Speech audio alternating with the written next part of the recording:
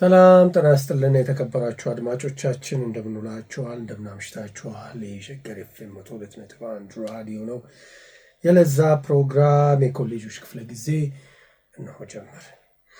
እስከ 3 ሰዓት ድረስ አብረን እንቆያለን። ዛሬ ጥቁር እንግዳ አለን። ጥቁር እንግዳችን ሜሮን ሲሳይ አባይ ትባላለች። መስራች ነች። የአርት ካልቸር ኤንድ ሄልዝ ኮላቦሬቲቭስ እንግዲህ ስለ ድርጅቷ እሷ በደንብ ታወራለች። በተለይ እኛ ዛሬ ጋበዝናትን ምክንያት ወደ በኋላ ላይ በደንብ ይገባቸዋል ብለን እናስባለን። የመጀመሪያ ዲግሪዋን ከአዲስ አበባ ዩኒቨርሲቲ ነው በአርት በፐርፎርሚንግ አርት እንግዲህ ከቲያትርና ስነ ጥበባት ማለት ነው። ከዛ ተመረቀች። ከዛ ወደ አየርላንድ ሄደች። ከዛ ደግሞ በብሬን ሄልዝ በአእምሮ ጤና ማለት ነው ትምህርቷን ተከታትላ መጣች። ከዛስ ምን አረገች ነው ጉዳዩ። አንዳንዴ እንግዶቻችንን ቀድመን የምናስተዋውቀው ምንድን ነው በአበሻነት ብዙ የሰራናቸውን ነገሮች ለማውራት ወደኋላ መታበይ ይመስለናል። አንቺ ግን ውጭም ብዙ ትምህርትሽንም ስለተከታተልሽ ራስን ደግሞ ለገበያ ማቅረብ አንዱ የውድድር መስፈርት ነው ይባላል። ስለዚህ ራስሽ እንድታስተዋውቂ ወደ በኋላ ላይ ምክንያቱም እንደ አበሻ የሚጎትትሽ ነገር የለም ብዬ ስለማስብ ነው።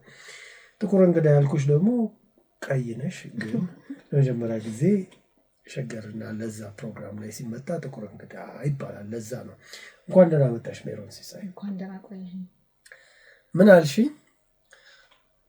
ደውለሽልኝ በዚህ ጉዳዮች ላይ እንደዚህ ፕሮጀክቶች አሉኝ እንደዚህ ሰራ ነበር አሁንም እንደዚህ ሰራለሁ ስትይኝ ምን አልሽኝ? በነገራችን ላይ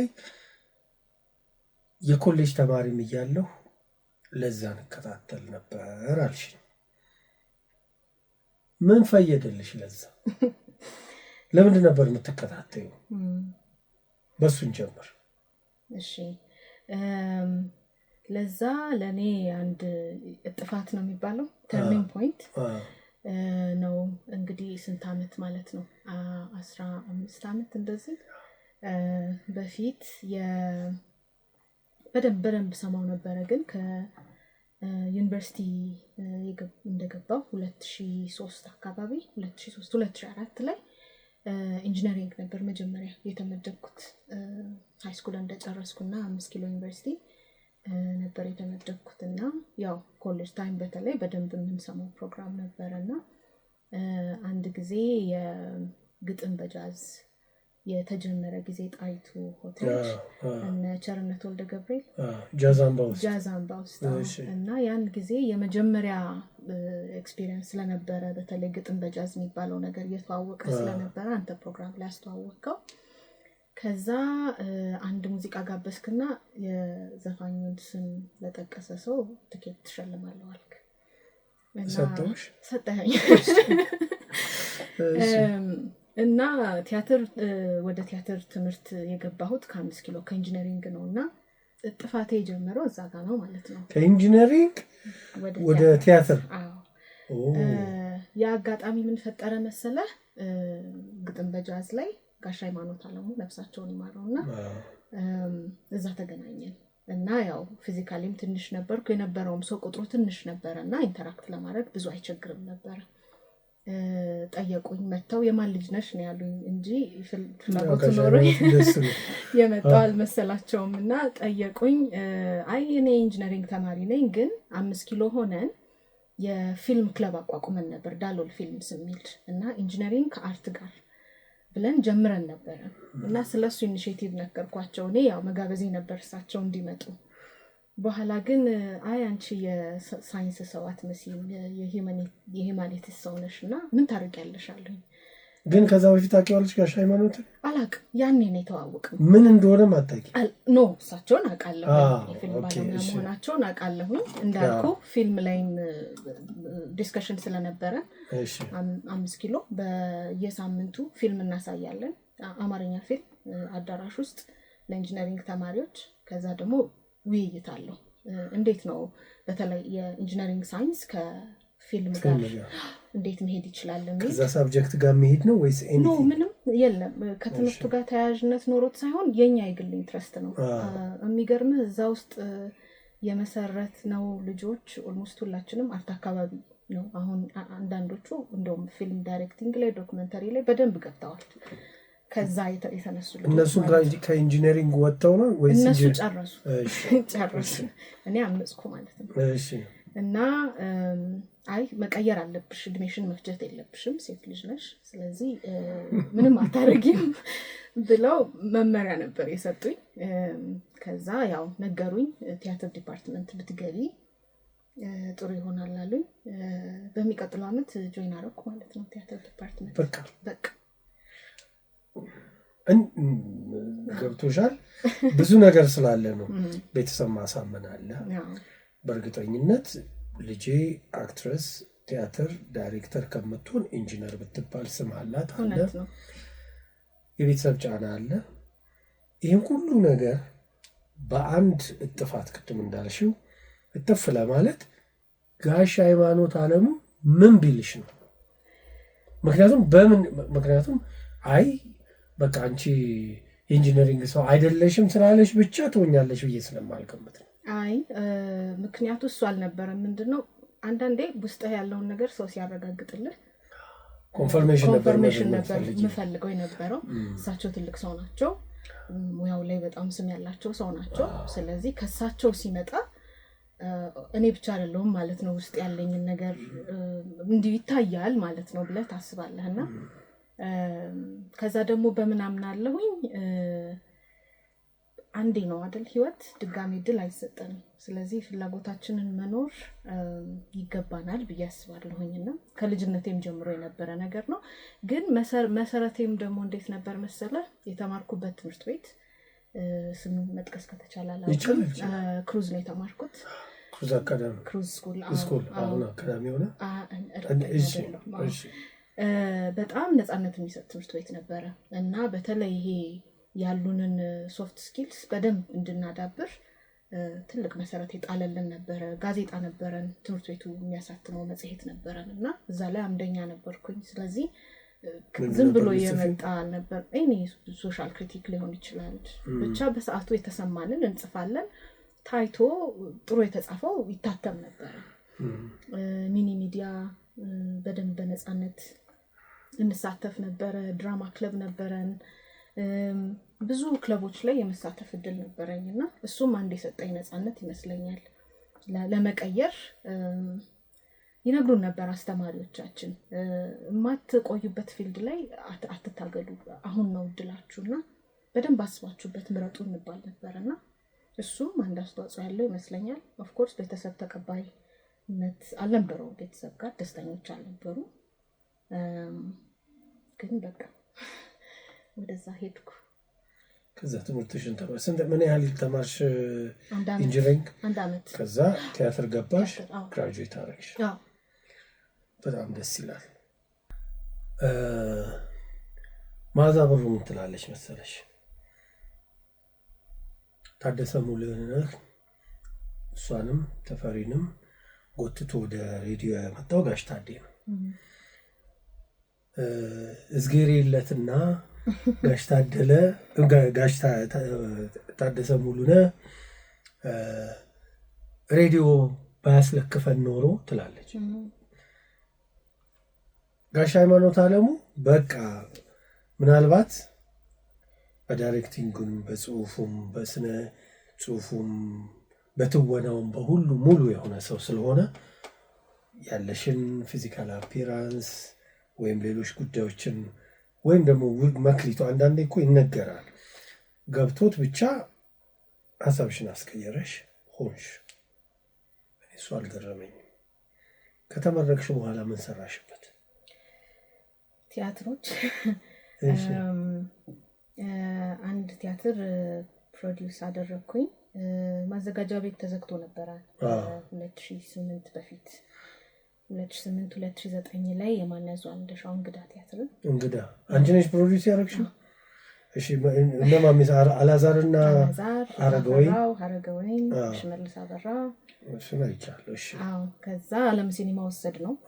ዓለም ሲኒማ ወስደን ፕሮዲውስ አደረግ ነው። ከዛ ቀጥሎ እዛው ማዘጋጃ ቤት የመስቀል ወፍ ቲያትር መስከረም አበራ፣ ዓለም ሰገድ፣ አላዛር እና ህሊና ሲሳይ የሚሰሩበትን አዘጋጀን። ከማን ያዟል ጋር ረዳት አዘጋጅ አዘጋጀን። ከዛ ዓለም ሲኒማም ድጋሚ ሄዶ ነበረ ከማዘጋጃ እንደወጣ።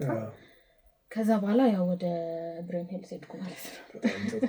በነገራችን ላይ ማን ያዘዋል ለኔ ጥሩ ዳይሬክተር ነው። የአርት ብቻ ሳይሆን የቲያትር ካልተሳሳትኩ ዘፋደር ነው አይደለም? ግሩም የሰራው እሱን ስታይ ብቃቱ በጣም የቆየ ፊልም ቢሆን ነው።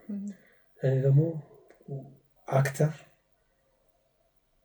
አላዛር ስቴጅ ፐርፎርማንስ በጣም የአላዛር ስቴጅ ፐርፎርማንስ ብቻ አይደለም። ከአላዛር ሰዎች መማር ያለባቸው ዲሲፕሊን የሚደንቅ ዲሲፕሊን አንዴ በመድረክ ላይ የነበረ ሰው እኮ ነው ያለ ሰው ነው። ስለዚህ የሚገርምክ የመጀመሪያ ጊዜ ፈርቼ ነበረ መስቀል ወፍን ስናዘጋጅ። ኤልሳ ነበረች፣ ኤልሳቤት መላኩ ነበረች መጀመሪያ በህሊና ሲሳይ መጀመሪያ ልትሰራ የመጣቸው የነበረውን አስደንግጣይ ነበረ። እኔ ትንሽ ልጅ ዳይሬክት አታርገኝም ብላ በጣም ነበር የደነገጥኩትና በጣም ከዛ በኋላ በጣም ወዳጅ ሆነን አሁን ድረስ ብዙ ነገር እናወራለን። አሁን ድረስ አብሬያት ሰርቻለሁ ማለት ነው። በጣም ኦፍ ኮርስ አብሬ ምሽታል ነው አይደል? የግርሳት እና አላዛር ነበረ ተረድቶት ድንጋጤን ተረድቶት ከዛ በኋላ እርሶ እያለ ነበር የሚጠራኝና ጥሩ እንትን ሰጥቶኛል አይደል? ልበ ሙሉ እንደሆነ ከዛ እሺ ሲል የሆነ ትልቅ ሰው እሺ እያለህ እንደሆነ መቀበል እስኪያቅትህ ነው እሺ የሚለውና ትህትና አለው። በጣም ስነ ስርዓት አለው። በጣም ሰው ያከብራል። ከዛ እንግዳን አሁን ስታየው የአላዛር ማስተርፒስ ነው ላለው እኔ እውነት ነው። እንግዳ ላይ እኔ እንጃ ማንንም ማሰብ አልችልም በሱ ቦታ ያንን ገጸ ባህር ከአላዛር ውጪ ማሰብ እስኪያቅተኝ ድረስ። አሁን ለምሳሌ ታፈራውም ተጫውተዋለች የሚስትን ካራክተር ሀረገወይንም ተጫውተዋለች እና አሁን እንግዳን ሳስበው የሀረግ እንግዳና የእቱ እንግዳ እያልኩ ነው የምለው። የተለያየ መልክ ነው የሰጡት። የአላዛር ግን በቃ አላዛር ነው በቃ አላዛር ሁለቱም ላይ አለው የራሱ ቅመም አለው እና ከዛ ምን ያስገርመኛል አሁን ፕሬዘንስ አሁን ቲያትር መድረክ ላይ ብዙ ልብ የማይባለው ነገር ምንድነው የሚባለው ግዝፈት ነው የሚባለው። አንዳንድ ሰዎች ሰውነታቸው ትንሽ ሆኖ መድረክ ላይ ሲወጡ ግዝፍ የሚሉ ሰዎች አሉ። አላዛር እንደዛ ነው ለኔ በጣም ይገዝፍብኛል። ሰውነቱ አጠር ያለ ነው ምናምን ግን ቀጭን ነው ግን ስቴጅ ላይ በቃ ግዝፍ ከሚሉት ሰዎች መካከል ነው ለኔና እድልም ጭምር ነው ከሱ ጋር መስራት። የሚገርምሽ ነገር ብዙ ጊዜ ማናየው ቲያትር ላይ ፖዝ አለ።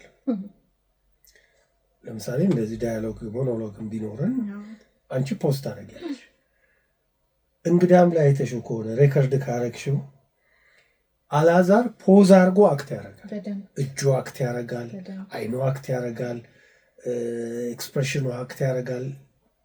ይዛን አክተር ሌላ የምትጨምሪው ካለ ችግር የለም።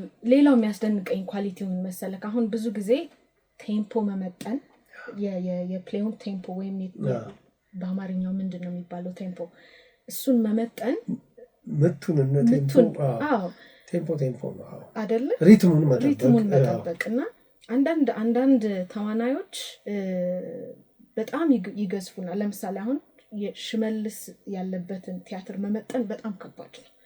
ኤነርጂ አለው ሽመልስ በጣም ትልቅ አክተር ነው፣ ጉልበት አለው እና አሁን ፐርሰናሊቲያቸውን ስታየው የሽመልስ ጉልበትና የአላዛር ጉልበት የሚመጣጠን አይመስልህም አይደል? ከዛ አላዛር ዝግ ያለ ነው ሲያወራ ባህሪው ፊዚካሊ ነው። ሽመልስ ግን በጣም ኤነርጄቲክ ነው፣ ጉልበት አለው።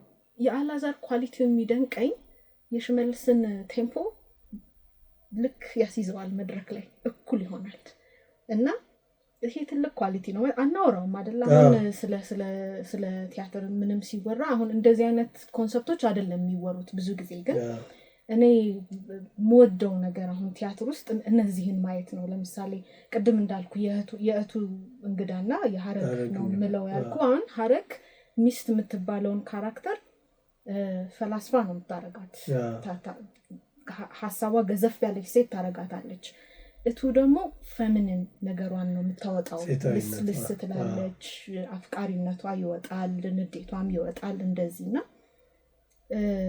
እሱን መመልከት ራሱ በቃ ደስ የሚል ነገር ነበረ ከዛ ሁለቱም ላይ ደግሞ ያላዛር ሮል ስታየው አንድ አይነት ያስኬዳዋል ጥሩ አድርጎና በጣም ማደንቀው አክተር በጣም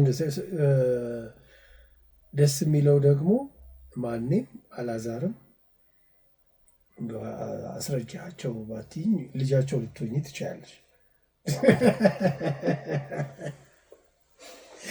እንደበል እሺ በሙያ ማለት ነው እውነት ነው በሙያ በጣም እነሱ ግራጁዌት ሲያደርጉ አንቺ ሃይስኩልም አልተወለድሽ ስለዚህ ያንን ነፃነት እኔ ሁሌ እላለሁ በትውልድ ተስፋ ማድረግ አለብን እላለሁ በጣም ደስ ይላል እሱን ሰራሽ ሌላኛው ጥፋትሽ ልንገርሽ እሺ ፐርፎርሚንግ አርት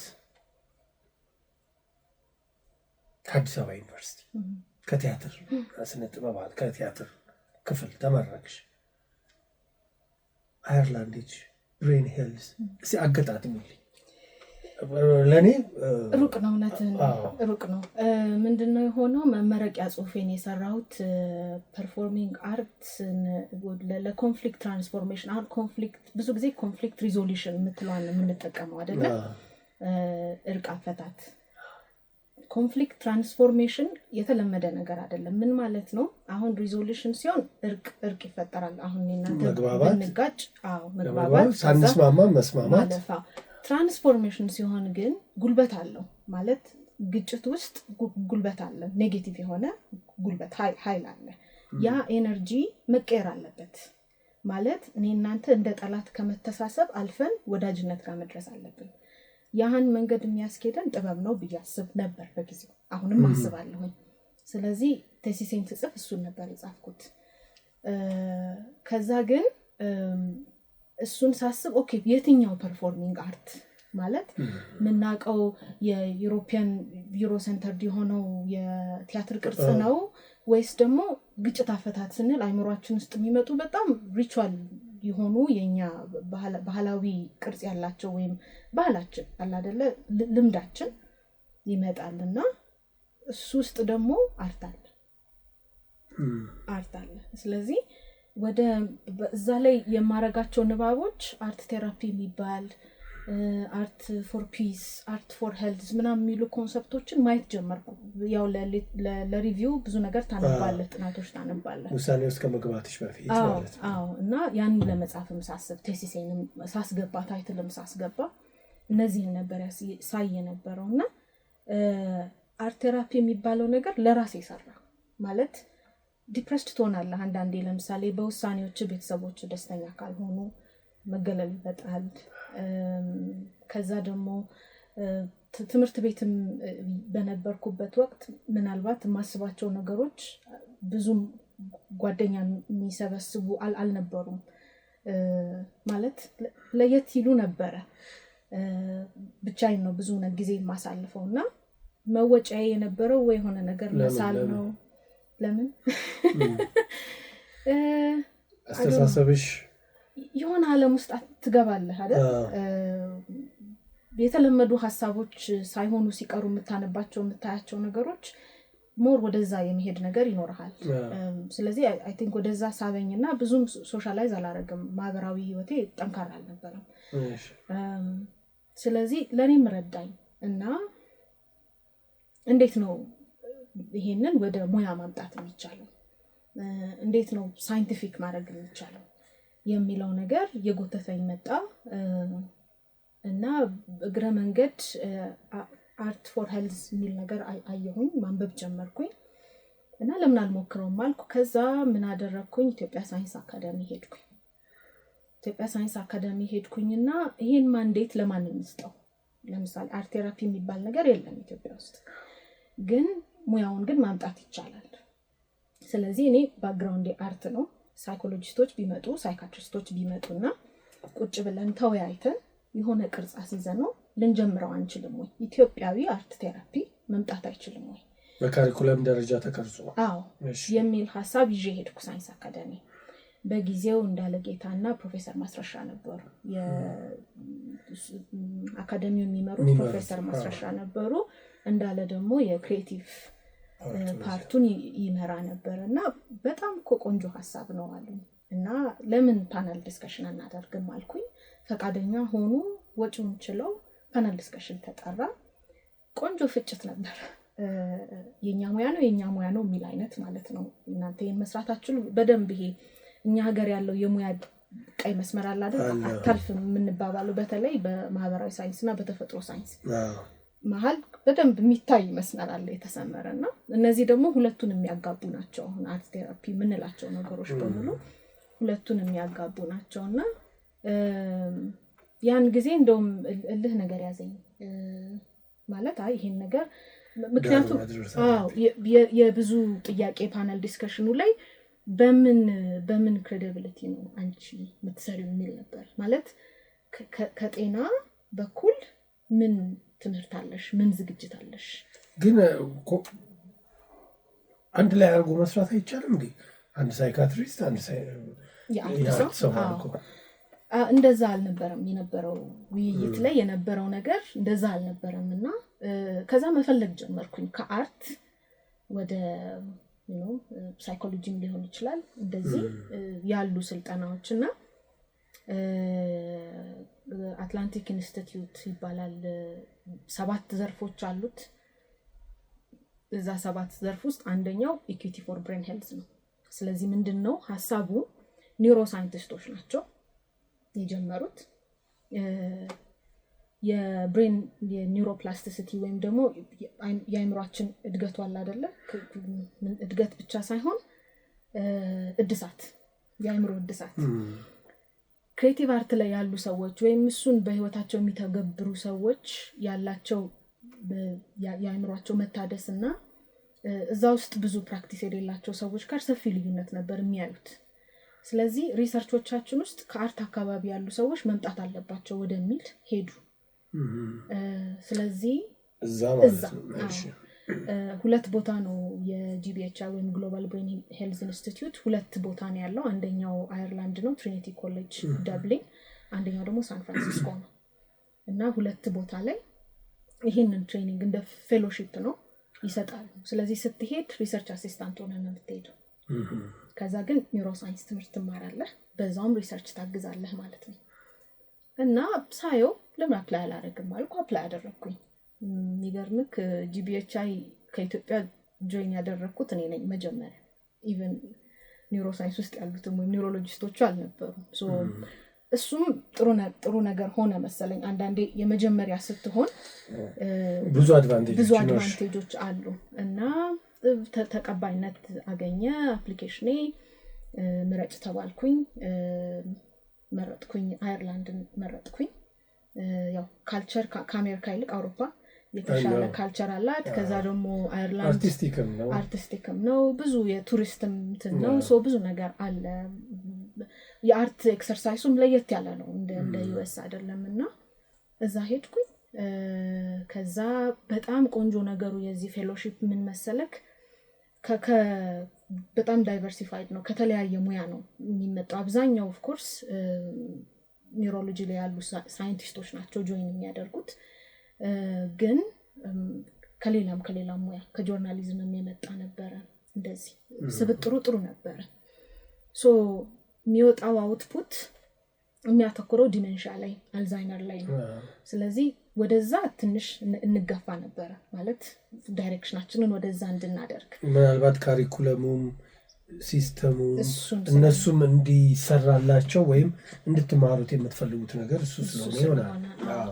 ግን ደግሞ ሌላ ምን እድል ይሰጡሃል መሰለክ አሁን ሆስፒታል ሮቴሽን ሲደረግ ልክ ራውንድ እናደርጋለን እንደ ሐኪሞቹ ያን ጊዜ ለኛ አሁን በጣም ስትሬንጅ ነው ማለት የስትሮክ ታማሚ ጋር ሄጄ ምንድነው የምለው ሶ ጠየቅናቸው አሁን ከህክምና ውጪ ላለን ሰዎች ሌሎች ነገሮች ቢመቻቹልን ስለ ምንድነው ኢንትረስታችሁ እኔ አርት ቴራፒ ነው ኢንትረስት ያልኩኝ ስለዚህ አርት ቴራፒስቶችን እንዳገኝ ተፈቀደ ስለዚህ በየሆስፒታሉ ሞሎ ከአርት ቴራፒስቶች ጋር ነበር ማለት ነው አብሬያቸው ኤክሰርሳይዝ ማድረገው ማለት ነው ስለዚህ ሞር ፕራክቲካሊ ሆነ ትሬኒንግ እንድናገኝ የራሳችንን ሞጁል እንድንሰራ ይፈቅድ ነበር እሱ በደንብ አንዳንዴ ቁጭ ብለህ ቲዮሪን ከምትማረው ይልቅ እየሰራኸው ስትማርና ነፃነቱ ሲኖር ይሄ ማሰብ ነፃነቱ ሲኖር ብዙ ነገር ለመስራት ለማሰብም ይረዳ ነበርና በጣም ቆንጆ ኤክስፒሪየንስ ነበር የነበረኝ ቻሌንጂንግም ነበር ምክንያቱም ኮፓፕ ማድረግ ነበር ከክሊኒሻኖች ናቸው ወይም ህክምና ውስጥ የቆዩ ሰዎች ናቸው አብረውን ፌሎሺፕ ውስጥ ያሉትና ክላስ ነው ትምህርት ነው ግን አድቫንቴጅ አለው እናንተ ታስተምራላችሁ እነሱ ክሊኒካል ነገሩን ደግሞ እነሱ ያስተምራቸዋል ግን ደግሞ ፊት ማድረግ የሚባል ነገር አለና ኤክሰስ ኤነርጂ ወይም ተጨማሪ ጉልበት ይጠይቃል ከነሱ እኩል ለመሆን ማለት ነው እና እንትኑም ያው ፕሮግራሙ ፈቃደኝነቱን ሰጠ እንጂ ልክ ያኛው ስር ይዞ እንደቆመው አይደለም አርት ወደዚህ ሲገባ አይደለ ወደ ጤናው ሲገባ ገና ነው ማለት ኢንፋንት ስቴጅ ላይ ነው ያለው ወይም ገና ትንሽ ልጅ ነው ስለዚህ እሱም ሌላ ጉልበት ይጠይቃል ሶ ያን ፌሎሺፕ እንደጨረስኩ መጣሁ ማለት ነው ወደ ኢትዮጵያ ከዛ ገፈርሳ የአይምሮ ህሙማን ማገገሚያ አለ እዛ ሄድኩኝ እና አርት ቴራፒን ፕራክቲስ ማድረግ ጀመርኩ ማለት ነው እና 400 አካባቢ ሰዎችን ሰርፍ አደረግን በ3 አመት ውስጥ ተመልሰን መተናል 400 ህሙማንን በአርት ቴራፒ ወይም ደግሞ እነሱን ለማገዝ ሄድኳልሽ ከዛ በፊት ጥያቄ ስላለኝ ስንት አመት ተማርሽ ማለት ነው 1 አመት አንድ አመት በዚህ በአንድ አመት ዲግሪሽን በአንድ አመት ነው ያልሽው የብሬንሄም እሺ በአንድ አመት ውስጥ ስለ አርት ቴራፒ ብቻ ፎከስ አድርገሽ ተማርሽ አርት ቴራፒ ራሱ ምንድን ነው አሁን እዛ ሄደሽ 400 ሰዎችን ምን አሰለጠንሻቸው ወይም ምን ቀየርሻቸው እሱን ነው አርት ቴራፒ የቴራፒ አይነት ነው ወይም ህክምናውን የሚያግዝ ማለት ነው አሁን ቴራፒ ፊዚዮቴራፒ እንላለን አይደለ ሚውዚክ ቴራፒ አለ ሚውዚክ ቴራፒ ያው አርት ቴራፒ ውስጥ ነው የሚገባው ሰብጀነር ነው አሁን ክሬቲቭ አርት ቴራፒ ይሉታል ሁሉንም ድራማ ቴራፒንም ሚውዚክ ቴራፒንም ለመክተት ማለት ነውና ምንድነው ጥበባዊ ነገሮችን በመጠቀም ህክምናውን ማገዝ ማለት ነው በራሱ ራሱን ችሎ ህክምና አይደለም ግን ህክምናውን ያግዛል በተለይ ከአይምሮ ጤና ጋር ከሱስ ጋር ከመፈናቀል ጋር ትራውማ ላይ በአጠቃላይ ከአይምሮ ጤና ጋር የተያያዙ ነገሮችን በጥበብ ማገዝ ማለት ነው ገፈርሳ ስንሄድ ምንድነው ያደረግነው እዛ በአብዛኛው ያሉት በአይምሮ ህመም እክል የገጠማቸው እንዲያገግሙ ነው ምን ማለት ነው ስቴብላይዝ ተደርገው ማለትም የመድኃኒት ህክምናቸውን እየወሰዱ ግን እንዲያገግሙ የሚቆዩ ናቸው የመጀመሪያ በድፍረት አይደለም የገባነው ምንድነው ያደረግነው አይድል እንዳይሆኑ ወይም ደብሯቸው እንዳይውሉ የተወሰኑ አርቶች ማሰራት በሚል ነው የጀመርነው ራሳቸው እንደ አክተር ማለት ራሳቸው ናቸው የሚሰሩት ስለዚህ በአመዛኙ ፔይንቲንግ እንጠቀማለን ስዕል መሳል ቀለም ማቅለም ከዛ ሮል ተሰጥቷቸው መጫወት ይቅርታ እንዲ የመሳሰሉትን እናሰራቸው ነበር ስለዚህ የመጀመሪያው ስራችን የነበረው አርት ቴራፒ ሳይሆን አርት አዝ ቴራፒ ልዩነት አላቸው ሁለቱ አርት ቴራፒ ሲሆን ክሊኒካል አውትካም ይጠበቃል ወይም ደግሞ መድኃኒታቸው ላይ ለውጥ ማሳየት ይኖርባቸዋል ይተረጎማል የሚሰሩት አርት ይተረጎማል ከዛ ለህክምና ባለሙያው ይሰጣል ያ ትንታኔ ከሱ ተነስቶ መድኃኒት ሊያሻሽል ይችላል፣ ህክምና አይነቱን ሊቀይር ይችላል፣ ሊቀንስ ይችላል፣ ሊጨምር ይችላል እንደዚህ። ስለዚህ እዛ ጋር ከመሄዳችን በፊት መጀመሪያ ያደረኩት ምንድነው አርትን እንደ ቴራፒ እንደ መዝናኛ በመስራት እንዲለማመዱት ማድረግ ነው። ስለዚህ የመጀመሪያው ዙር የነበረው ይሄን ነበረ። ከዛ 24 ሴሽን ነው አንድ ግሩፕ አንድ ሳይክል 24 ሴሽን ወይም 24 ክፍለ ጊዜ ነው እንዲከታተሉ ያደረግነው። ስለዚህ 24 የተለያዩ አርት አክቲቪቲዎች ሰርተዋል ማለት ነው። ስዕል ያለበት አለ፣ ከስዕል ጋር ከቀለም ጋር አለ፣ ከሙዚቃ ጋር አለ፣ ደግሞ ፐርፎርሚንግ ወይም ከትወና ጋር አለና 24 ሴሽን ወሰድናቸው። ለውጣቸውን አየን። የሚቀጥለው ሳይክል ላይ ግን እንደ ቴራፒ መጀመሪያ ህክምናቸውን በደንብ የህክምና ሂስትሪያቸውን የህክምና ታሪካቸውን አይተን የሚወስዱትን መድኃኒት መዝግበን ዶዙን መዝግበን ከዛ አክቲቪቲዎቹን ደግሞ እያንዳንዶቹ አክቲቪቲዎች እንዴት ነው ኢንተርፕሬት የሚደረጉት የሚተረጎሙት የሚለውን ሰርተን 24 ሴሽን ቢያንስ 8ቱን የተከታተለውን ጥናት ውስጥ አስገብተን ያንን ውጤት እያየን ሄድንና ለውጡን በደንብ መዘገብ ነው። ስለዚህ በዳታ ኳንቲቴቲቭሊ ወይም በቁጥር የሚቀመጥ ለውጥ አገኘን ማለት ነው ሁለተኛው ዙር ላይ። ይሄን ሳደርግ ብቻዬን አይደለም ያደረኩት። አማኑኤል ሆስፒታል ውስጥ የሚሰሩ ሳይካትሪስቶች ኢቫሉዌት እንዲያደርጉት ኤክስተርናል ኢቫሉዌተር ማለት ነው ወይም ገለልተኛ። ምክንያቱም ዶክተሩም እኔም ያን ማረጋ እዛ ሴንተር ላይ ስላላችሁ አውትሳይደር ወይም ከውጭ የመጣ ሰው እሱን እንዲመዘግቡ አደረግን። አዩት፣ በደንብ የሚታይ ለውጥ አለ ተገልጋዮች ላይ ማለት ነው። ስለዚህ እንዲያለን 3 አመት አንዴ 60 ሰው አንዴ 40 ሰው እያደረግን አብረናቸው ቆየን። በዚህ መሃል ያው ሲቪል ሰርቪስ ኦርጋናይዜሽን ቢሆን ደግሞ የበለጠ መስራት ይቻላል። ምክንያቱም ይሄን ስሰራ እንደ ግለሰብ ነበር ስሰራ የነበረው። ስለዚህ አንዳንዴ ተቋም ከግለሰብ ጋር ተዋውሎ ለመስራትም ያስቸግረዋል። በአመዛኙም ደግሞ ግራንት ስንፈልግ የገንዘብ ድጋፉን በራሴ ነበር ማመጣው የነበረው። ሆስፒታሉ አልነበረም ወይም ሪሃብ ሴንተሩ አልነበረም የሚሰጠን ለማቴሪያልም ለማንኛውም ወጪ። ስለዚህ ከባድ እየሆነ መጣ። በግል የምታገኘው ፈንድ መጠኑ አነስተኛ ነው። ብዙ ሰዎችን ለማገዝ የሚያስችል አይደለም። ስለዚህ ወደ ተቋም ቢያድግ ይሻላል ብለን ወደ ተቋም አሳደግነው ማለት ነው። ወደ ተቋም ካሳደግነው በኋላ ከሆስፒታል ከሪሃብ ሴንተር ወጣንና ወደ ተፈናቃዮች እዛ ብዙ ትራውማ አለ፣ በጣም ብዙ ትራውማ አለ። ወለጋና ቤኒሻንጉል አካባቢ ነው የሄድነው። እዛ በጣም ቻሌንጂንግ ነበረ። ምክንያቱም የምናገኛቸው ሰዎች በእርግጥ ሪሃብ ሴንተሮች ውስጥ ስንሰራ ለምሳሌ መጻፍና ማንበብ መቻል ከወረቀት ጋር ግንኙነት መኖር ምናምን ልምዱ ያላቸው ሰዎች አልነበረም በብዛት የምናገኘው።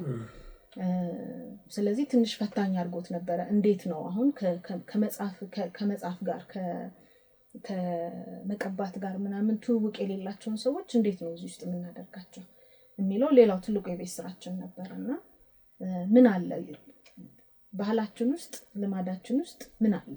ከከተማ ምርቃችሁ ስለሄዳችሁ እኮ ነው ችግር የመጣው። ምን አለ? እንዴት ልናስተናግደው እንችላለን? በሚያውቁት ነገር እንዴት ልናስተናግደው እንችላለን? ስለዚህ አንድ ኮምፖነንት ምን ጨመርን ማለት ነው፣ የራሳችንን ልምምዶች ባህሎች ማጥናት ውስጥ ገባን ማለት ነው። እና እሱን እንዴት ነው ወደ ቴራፒ የምንቀይረው? አንድም ለዓለም ማስተዋወቅ ነው አይደለም። ኦልሬዲ አርት ቴራፒ ተብሎ የተጠና ነገር አለ፣ ግን ሁሉም የተጠና ነገር ይሰራል ማለት አይደለም። የሀገሩ ኮንቴክስት መተርጎም አለበት። ስለዚህ ያንን እንድንሰራ እድል ሰጠን ማለት ነው። እዚህ ላይ ወደ 205 ሰዎች በ16 ሴሽን በ16 ክፍለ ጊዜ ወይም አንድን ሰው 16 ጊዜ አግኝተን የተለያዩ አክቲቪቲዎች አሰርተን ለውጣቸውን መዝግበን 205 ሰዎች ሰርቭ አደረግን ማለት ነው ወለጋና ቤኒሻንጉል ላይ። ይህን ይመስላል የአርት ቴራፒ ጆርኒ። የሚገርመኝ ከአዲስ አበባ ወጣችሁ ወለጋና ቤኒሻንጉል የመሄድሽ ምክንያት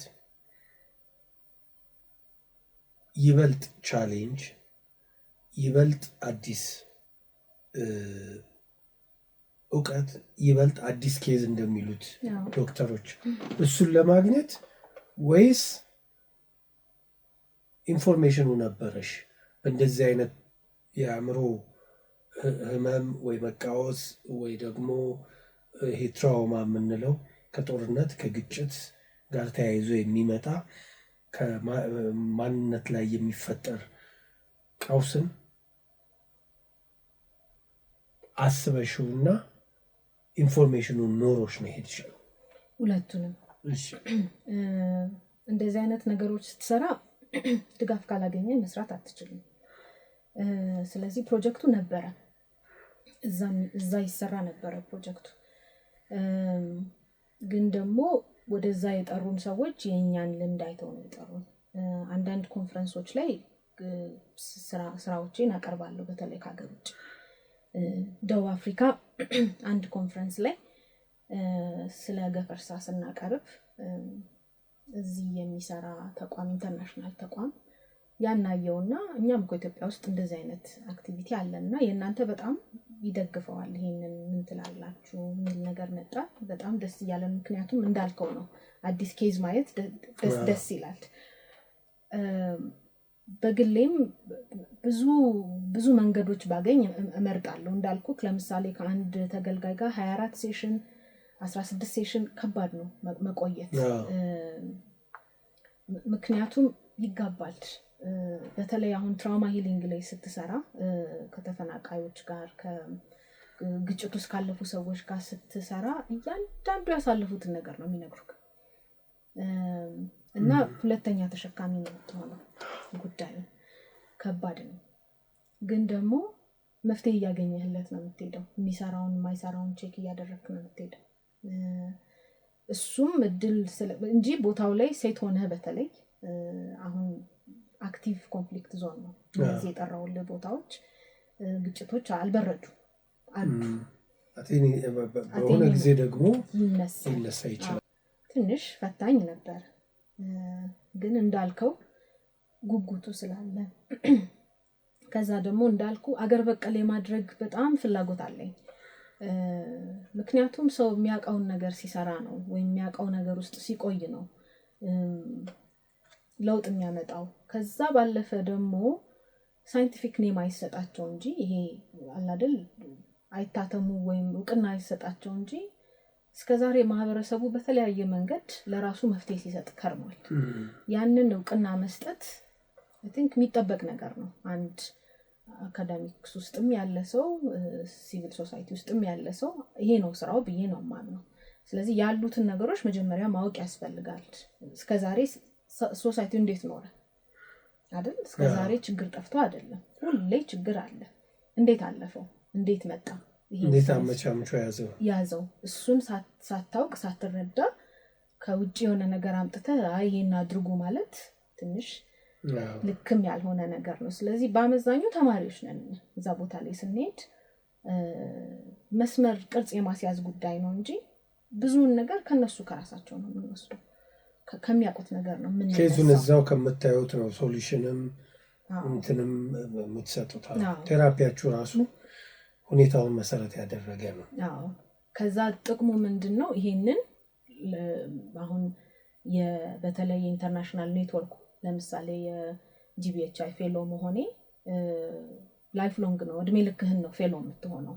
ስለዚህ የአንተ ሪሰርቾች፣ ጥናቶችክ፣ ሀሳቦችክ በሙሉ ይታተማሉ፣ ዌብናርስ ይኖራሉ፣ ውይይት መድረኮች ይኖራሉ፣ ይቀርባሉ።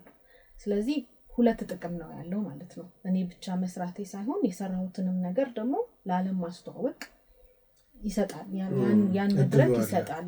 እና በዛ መንገድ ነው አሁን ያለ ነው ማለት ነው። መስጠት ብቻ ሳይሆን ከዚህም ያለውን ነገር ደግሞ ማስተዋወቅ። ብዙ ጊዜ አሁን ጥናቶች ላይ ምናምን እንረሳለን።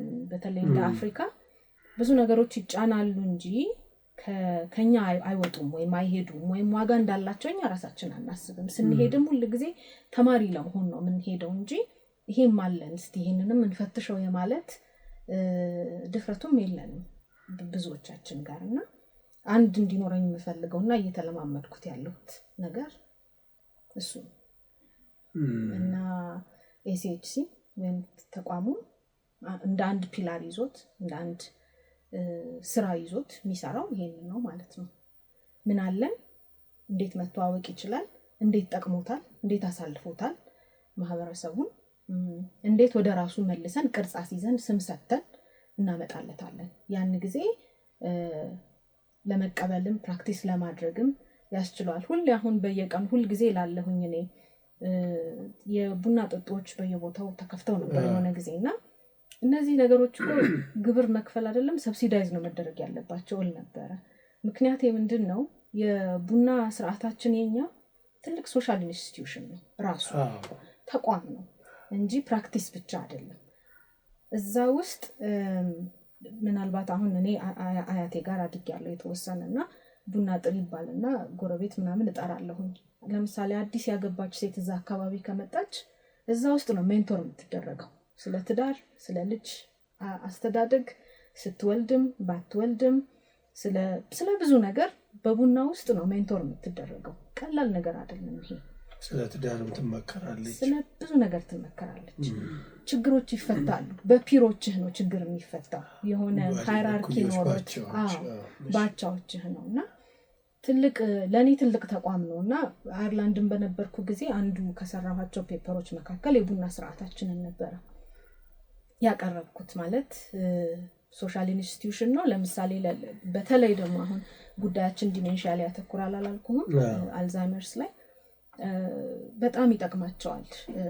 በተለይ ወደ እኛ ሀገር አፍሪካ ላይ በአጠቃላይ ሰዎች እያረጁ ሲመጡ ሪታየር አይደለም የሚያደርጉት አይደል? ሌላው ዓለም ላይ ሪታየር ነው የሚያደርጉት፣ ጡረታ ነው የሚወጡት፣ ከብዙ ነገር ይገለላሉ።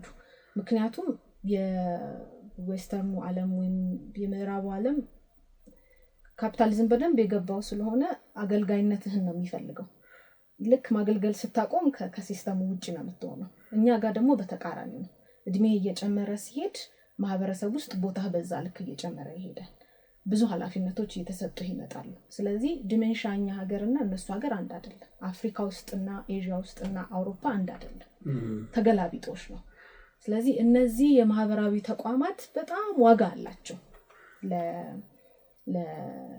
ለብዙ ነገር ማለት ነው። ምክንያቱም ልክ እንደ ቡና፣ እንደ ድር፣ እንደ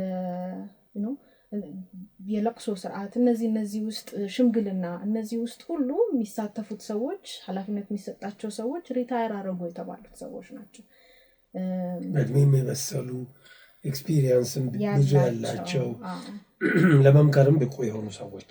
አዎ። ስለዚህ ይሄንን ኮንቴክስት መረዳት ያስፈልጋል። አውድ በጣም ወሳኝ ነገር ነውና ያው እንዲህ እያለ እንግዲህ እንመለስበታለን። የኔ የሚቀጥለው ጥያቄ ምንድን ነው የሚሆነው? እንደዚህ አይነት ኬዞች፣ ተመሳሳይ ኬዞች አሉ ኤዥያም ውስጥ፣ አውሮፓም ውስጥ፣ አፍሪካም ውስጥ።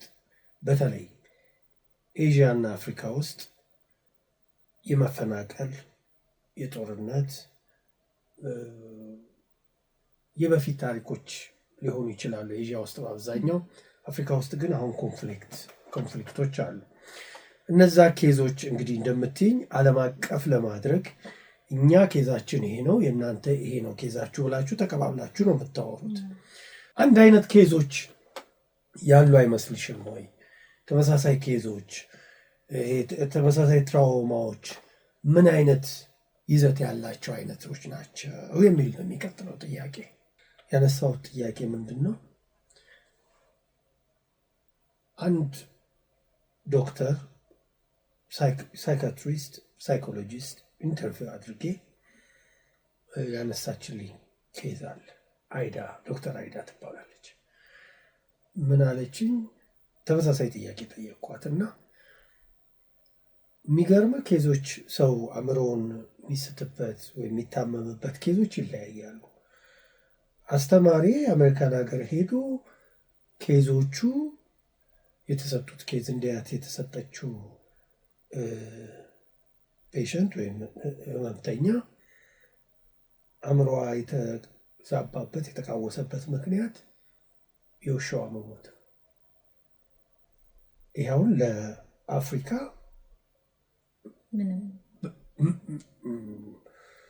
ሰው በተለያዩ ግንባሮች በተለያዩ የማዕድን ማውጫዎች በሂውማን ትራፊኪንግ በተለያዩ ኬዞች የሰው ልጅ በደርዘን በሚሞተባት ኮንቲነንት ወይም አህጉር ይሄ ኬዝ ቀልድ ይሆናል።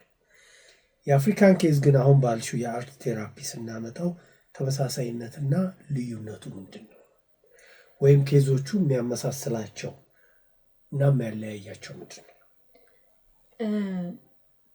አሁን የጠቀስከው ምሳሌ ጥሩ ማስረጃ መሆን ይችላል። ለዛ ነው አውድ ወሳኝነት አለው የምንለው። ለምሳሌ አይዲፒ ሴንተር ወይም የተፈናቀሉ ሰዎች ጋር ስንሄድ የምንሰማው ታሪክ ሌላ ዓለም ላይ ቢሆን ከባድ ቀውስ የሚያመጣ ነው። ለምሳሌ ሀገራዊ ንቅናቄ የሚያስነሳ ነው። 7 የቤተሰብ አባሉን የቀበረ ሰው ምን አድርገህ ነው የምታጽናናው? ያውም በአርት በጣም ከባድ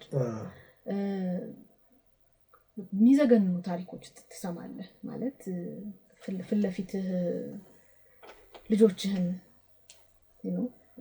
አይንህ እያየ ያው ሊገደል እንደውም መረሻን ጥሩ ነው የምትልበት አንዳንዴ በስቃይ እንዲሞቱ የሚደረግበት እንዲህ አይነት ነገሮችን ስትሰማ ለእኔም ግራ ይገባኛል ምን እንደማደርግ ማለት ነው። ምክንያቱም ሩቅ ነው ለእንደዚህ አይነት ሀሳብ በተለይ ከተማ ውስጥ ኖረህ አድገህ በቃ ተምረህ መምጣቱ ሊሆናል አንዳንዴ እና ከባድ ናቸው፣ ቻሌንጂንግ ናቸው። ለነሱ የሚሆን ነገር ማሰብ በእነሱ ቦታ መቆም ይጠይቃልና አንዳንዴ ሪፖርት ስናደርገው ለምሳሌ እንዲህ አይነት ኬዞችን በእንደዚህ አይነት መንገድ ፈታን ስንል ተቀባይነቱም ደግሞ እንደምናስበው አይደለም። ለምሳሌ ልክ እንዳልከው የውሻ ሞት ትራውማታይዝ ያረጋት ሴት ታሪክ የበለጠ ሊወራ ይችላል።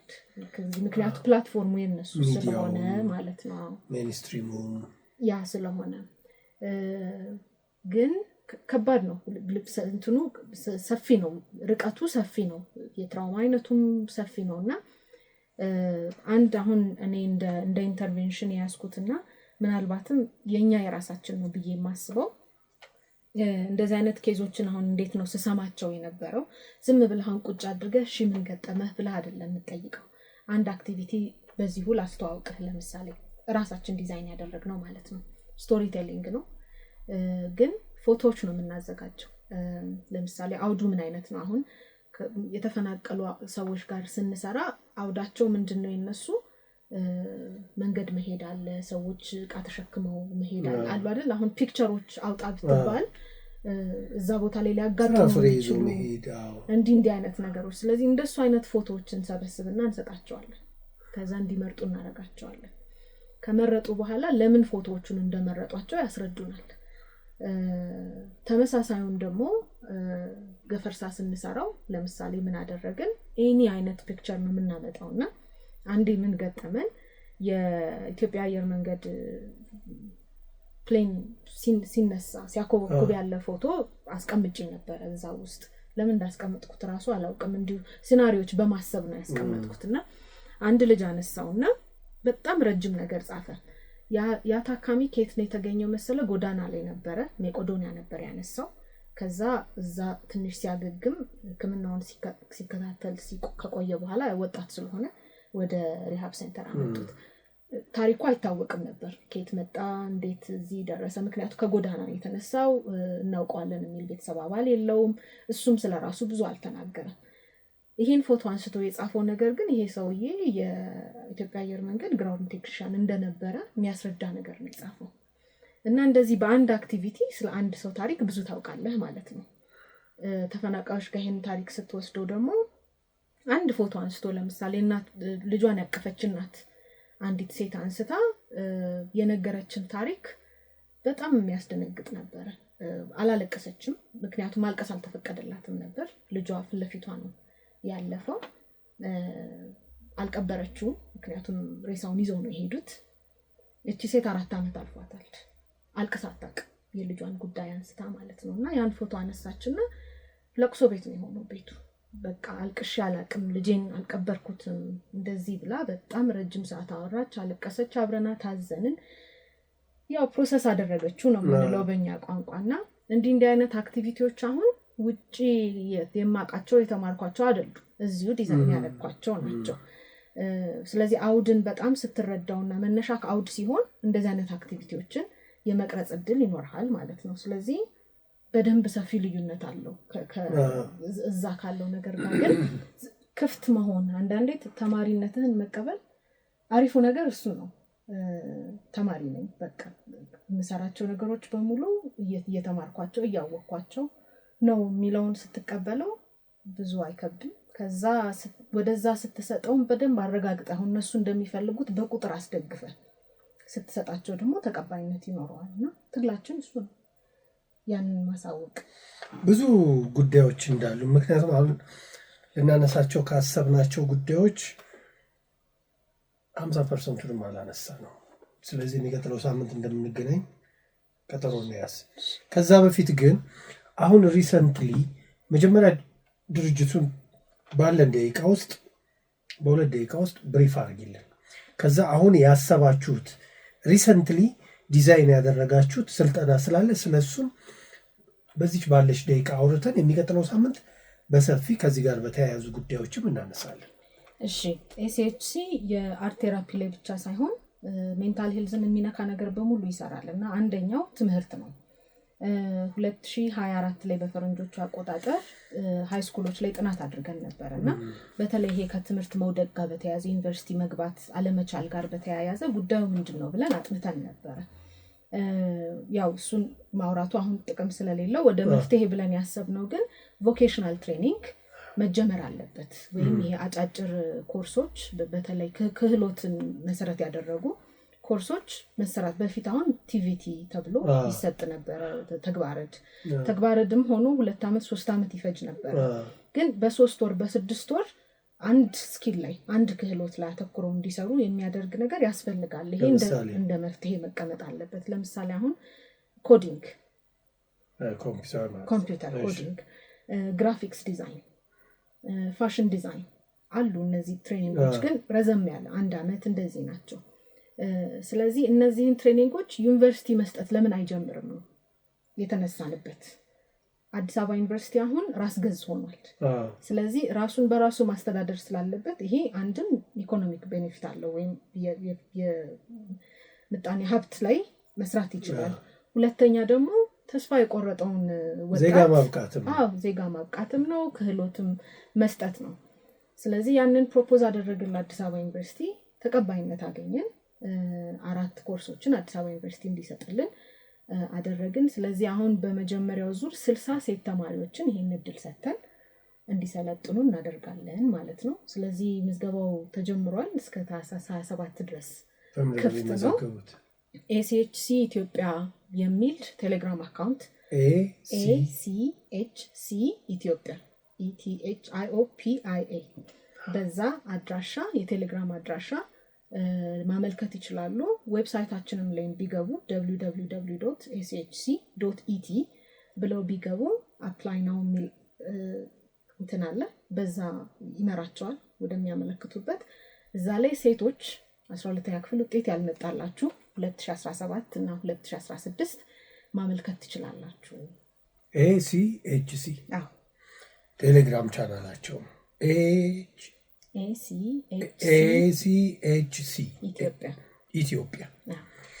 የሚቀጥለው ሳምንት በጣም ማነሳቸው ጉዳዮች አሉ። ከሜሮን ሲሳይ ጋር ነው ቆይታ ያደረግነው። የመጀመሪያ ዲግሪዋን በፐርፎርሚንግ አርት ከአዲስ አበባ ዩኒቨርሲቲ ከቲያትር ትምህርት ክፍል ተመርቃ ወደ አየርላንድ ዱብሊን ሄዳ በብሬን ሄልት 2ኛ ዲግሪዋን ሰርታ አሁን ደግሞ ACHC ኢትዮጵያ የተባለ ተቋም መስርታ ከትርፍ ነፃ የሆነ ተቋም ነው። እኛም እናግዛለን። በነገራችን ላይ እንግዲህ እየተገበረች ትገኛለች። የሚቀጥለው ሳምንት እንመለስ። በጣም አመሰግናለሁ። መልእክት አድምጠን ከለዛ ጋር እንሰነባበታለን። ብርሃኑ ድጋፌ ነበርኩ። ውብ ምሽት ይሆንላል።